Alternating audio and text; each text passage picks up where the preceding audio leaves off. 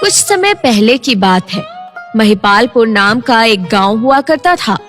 उस गांव में सीता नाम की एक महिला रहती थी। सीता की शादी मनोज नाम के व्यक्ति से हुई थी। मनोज की आदतें बहुत खराब थी। वो दिन भर जुआ खेलता और दारू में डूबा रहता था। मनोज रोज नशा करके घर आता और पैसों के लिए सीता को मारा करता था। मनोज कोई काम धंधा भी नहीं करता था। इस वजह से सीता को घर घर जाकर काम करना पड़ता था। सीता का जीवन बहुत कठिनाइयों से गुजर रहा था और एक दिन की बात है। चल पैसे दे। नहीं, मैं ये पैसे नहीं दूंगी। तुम ये सब जुए में उड़ा दोगे। चल हट, तू अपने पति से जुबान लड़ाएगी। चल ला ये पैसे मुझे दे। नहीं नहीं, ये पैसे मत लो।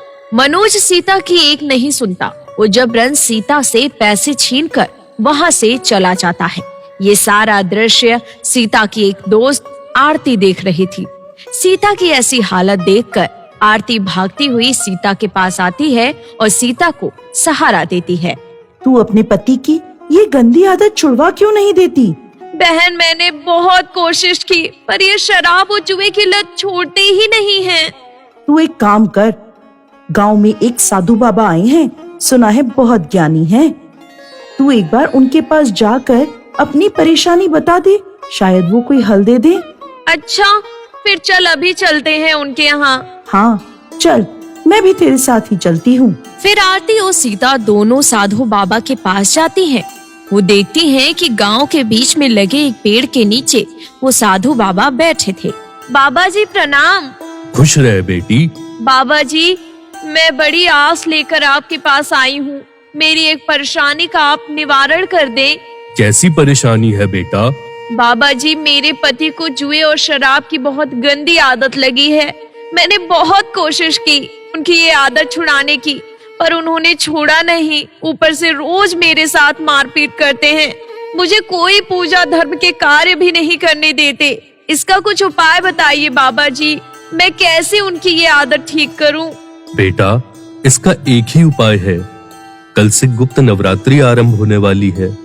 तुम गुप्त नवरात्रि का व्रत रखकर माँ दुर्गा की पूरे विधि विधान से पूजा करो।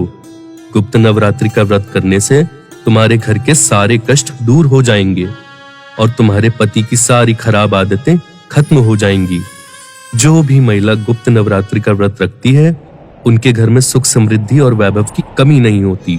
साधु बाबा ने सीता को गुप्त नवरात्रि की सारी विधि अच्छे से समझा दी। सीता भी बाबा का आशीर्वाद लेकर अपने घर को आने लगती है। सीता अभी भी एक गहरी सोच में डूबी हुई थी। अब इतना भी क्या सोच रही है? बाबा जी ने गुप्त नवरात्रि की पूजा तो बता दी, पर मैं करूंगी कैसे? मेरे पति कोई भी पूजा पाठ धर्म कर्म का कार्य नहीं करने देते। तो तू अपने पति से छुपकर पूजा कर लिया कर। तेरा पति तो 7 बजे के बाद ही उठता है, तो तू उसके उठने से पहले पूजा कर लिया करना। हाँ, ये उपाय सही है।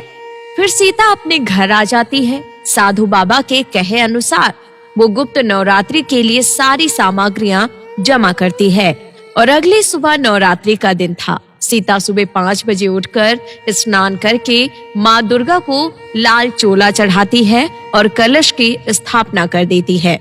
मनोज के उठने से पहले सीता पूरे विधि विधान से पूजा कर लेती है और मनोज को इसकी भनक भी नहीं पड़ती। ऐसे ही गुप्त नवरात्रि के 8 दिन बीत जाते हैं। मनोज के उठने से पहले ही सीता पूजा पाठ संपन्न कर लेती है। आज नवमी थी और पूजा को कन्या खिलाना था। आज गुप्त नवरात्रि का आखिरी दिन है। आज मुझे कन्या खिलाना है। ये कैसे संभव होगा? अगर इनके सामने कन्या खिलाऊंगी तो ये मना कर देंगी। एक काम करती हूँ, इनको आज कहीं बाहर भेज देती हूँ। सुनिए जी, आज आप कहीं जा नहीं रहे हैं क्या? क्यों? तुझे बहुत जल्दी हो रही है मुझे घर से बाहर भेजने की? नहीं, ऐसी बात नहीं है। आप एक काम करिए, ये कुछ पैसे लीजिए और थोड़ा बाहर घूम कर आइए। इससे आपका मन शांत होगा। अरे वाह, आज तो बिना मांगे ही पैसे दे रही है। चल ठीक है, ला। मनोज सीता से पैसे लेकर बाहर चला जाता है। मनोज के बाहर जाने के बाद सीता कन्या खिलाने के लिए सारी व्यवस्था करती है।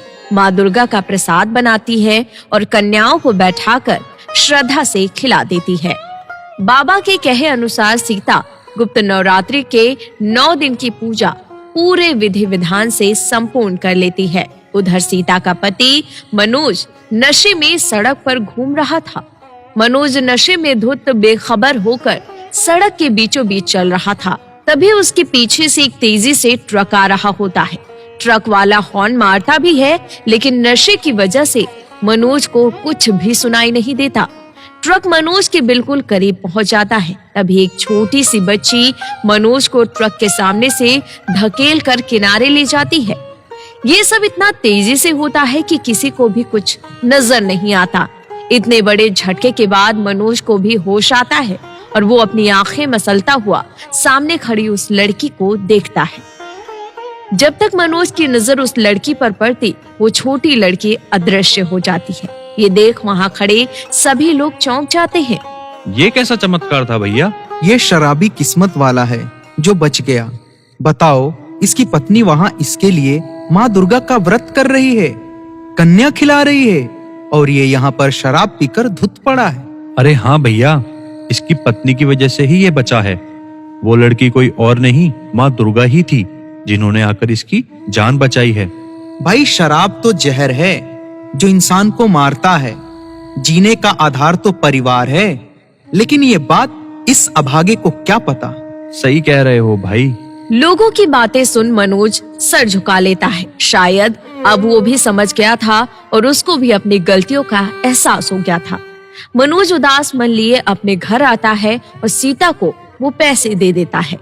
अरे, ये पैसे आज वापस कैसे आ गए? मुझे माफ कर दे सीता, मैं इतने सालों से तुझे मारता पीटता रहा। मैं शराब और जुए की लत में इतना खो गया था कि जीवन की अहम खुशियों को भुला दिया। मैंने तुझे बहुत तंग किया है। अब मैं सब समझ गया हूँ। अब मैं कोई गलत काम नहीं करूंगा। सीता, अब तुझे कहीं जाकर काम करने की जरूरत नहीं है। अब से मैं कमाऊंगा। कोई बात नहीं जी, आपको कम से कम ये महसूस तो हुआ। ये सब माँ दुर्गा की देन है। हे माता रानी, आपने मेरी पुकार सुन ली। मेरा व्रत सफल हो गया माँ।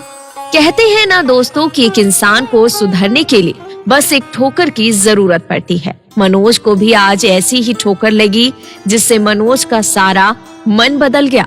ये सीता की भक्ति और दुर्गा माँ की कृपा थी, जिसकी वजह से मनोज का मन परिवर्तित हुआ। इसके बाद मनोज ने शराब और जुआ खेलना छोड़ दिया और उसने काम करना चालू कर दिया। अब सीता के घर खुशियां ही खुशियां आ गई और अब मनोज और सीता दोनों मिलकर हर साल गुप्त नवरात्रि की पूजा करने लगे।